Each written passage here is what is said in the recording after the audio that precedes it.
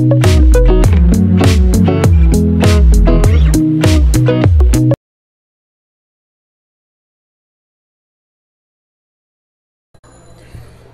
আলাইকুম Yusuf CSC YouTube চ্যানেলে আপনাদের সবাইকে স্বাগতম জানাচ্ছি। আজকে আমরা আলোচনা করব ডিপ্লোমা ইন ইঞ্জিনিয়ারিং সমাপনী পরীক্ষা 2022 পরীক্ষার প্রস্তুতি পর্ব আলোচনা। তো এর আগে আমি আরেকটা ভিডিও দিয়েছিলাম ডেটা কমিউনিকেশন সিস্টেমের উপরে, একটা পরীক্ষার প্রস্তুতিমূলক অর্থাৎ একটা সাজেশন দিয়ে দিয়েছি। আপনারা সবাই ভিডিওটা শুরু থেকে শেষ পর্যন্ত দেখবেন ইনশাল্লাহ। তাহলে আমি প্রত্যেকটা অধ্যায় যে প্রশ্নগুলো বলবো এই প্রশ্ন অনুসারে পড়ালেখা করবেন, এই সাবজেক্টের সম্পর্কে প্রস্তুতি নেবেন। ইনশাল্লাহ 90% থেকে 100% কমন পড়বে এই আশা করি, কারণ আমার স্টুডেন্টকে আমি প্রতি বছর যে সাজেশনমূলক দিই তার অ্যাভারেজে যদি হয় আমার 90% থেকে 95% প্রশ্ন কমন পড়ে। তো ইনশাল্লাহ আপনি ভিডিওটা শুরু থেকে শেষ পর্যন্ত দেখবেন, আপনার অনেকটা উপকার হবে।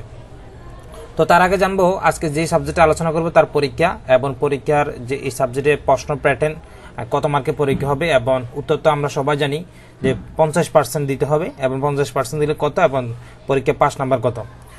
প্রথমত আজকে আমরা যে সাবজেক্টে আলোচনা করব সেটা হলো কম্পিউটার পেরিফেরালস, যা সাবজেক্ট কোড হচ্ছে 66645 এবং এই পরীক্ষাটা শুরু হবে 11 এপ্রিল 2022 সময় সকাল 10টা থেকে।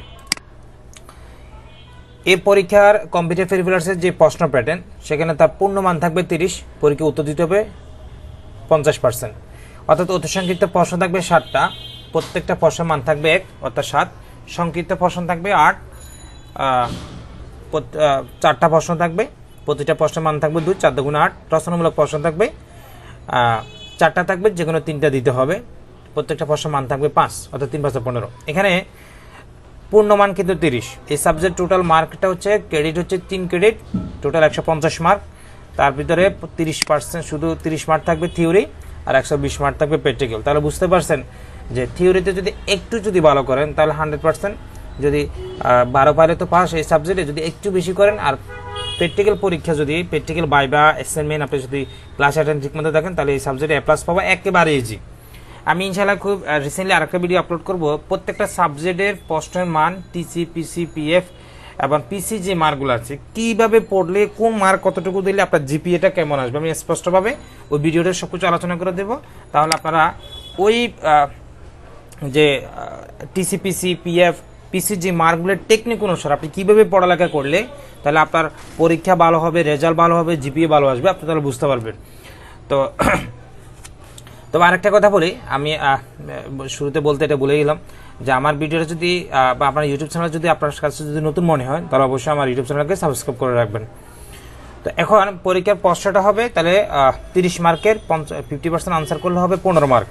তাহলে আপনি অতি সংক্ষিপ্ত লিখে কিন্তু 15 মার্ক আনসার করতে পারবেন, অথবা আপনার কাছে তো অতি সংক্ষিপ্ত যদি পছন্দ না হয় তাহলে আপনি রচনামূলক লিখে কিন্তু 50% কিন্তু আনসার করতে পারবেন।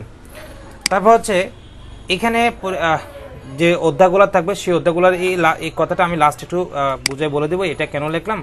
তো তার আগে আমরা প্রথম অধ্যায় থেকে আলোচনা শুরু করি। প্রথম অধ্যায় আছে কম্পিউটার পেরিফেরালস। কম্পিউটার পেরিফেরালসের মধ্যে যে ইন্টারফেসিংয়ের মূলনীতি, এই অধ্যায় কী পড়বেন? এই অধ্যায় পড়বেন কম্পিউটার পেরিফেরালস, তারপর হচ্ছে কম্পিউটার পেরিফেরালসের ইনপুট আউটপুট সম্পর্কে, তারপর হচ্ছে ইন্টারফেসিং কি, ইন্টারাপ্ট কি, তারপর হচ্ছে কিছু পূর্ণ নাম থাকবে এবং ইন্টারফেসিংয়ের যে বিভিন্ন উপাদানগুলো পড়বেন।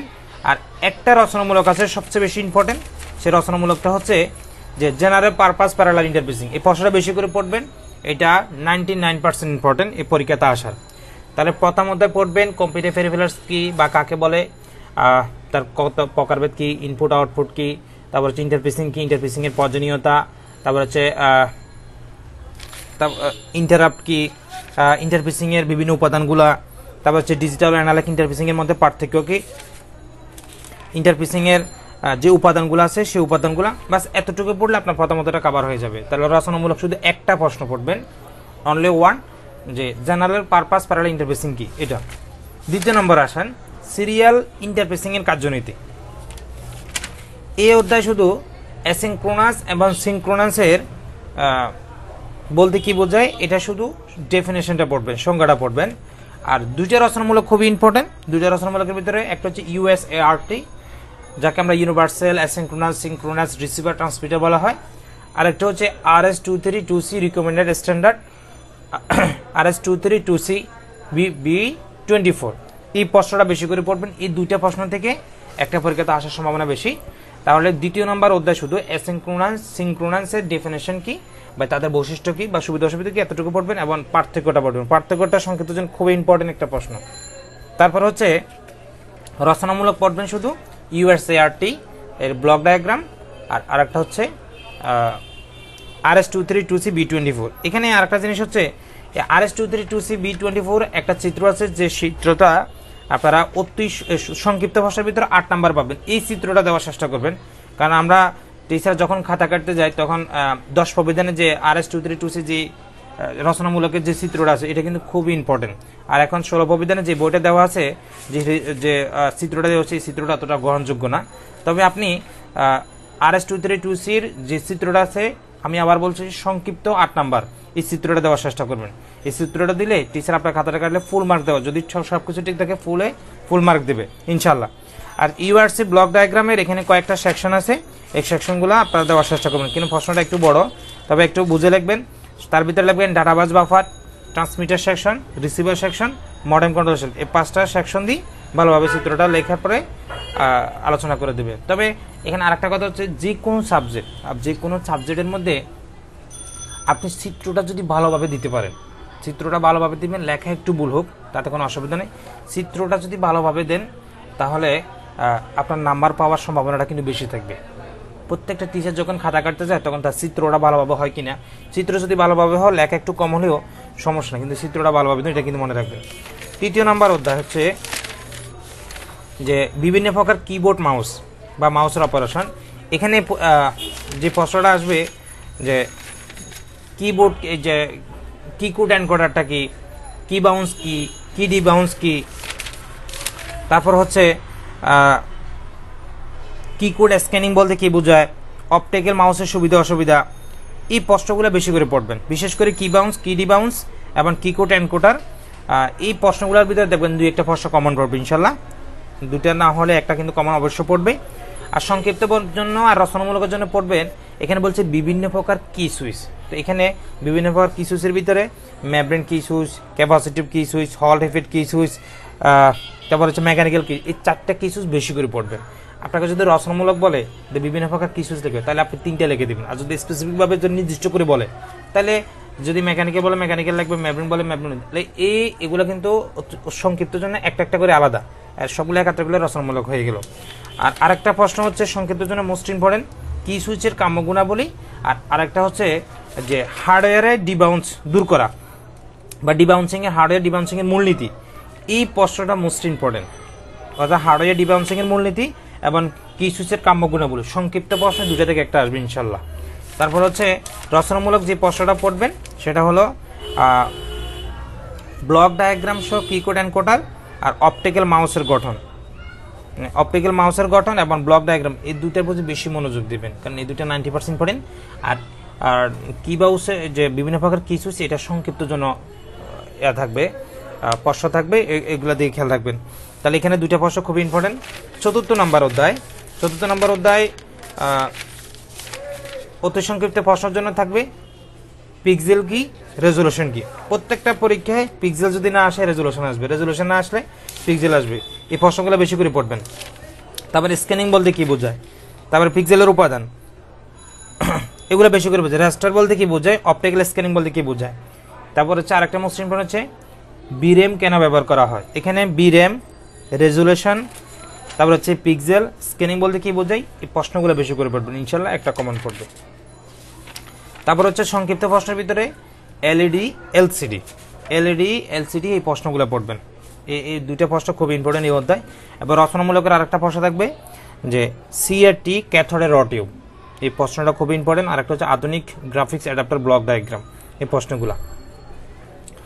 আর 5ম নাম্বার অধ্যায়, যাদের পুরাতন বই আছে 16 প্রবিধানের, তাদের 5ম, 6ষ্ঠ, 7ম 3টা অধ্যায় মিলে 5ম আছে ডট ম্যাট্রিক্স প্রিন্টার, 6ষ্ঠ আছে ইনজেক্ট প্রিন্টার এবং 7মে আছে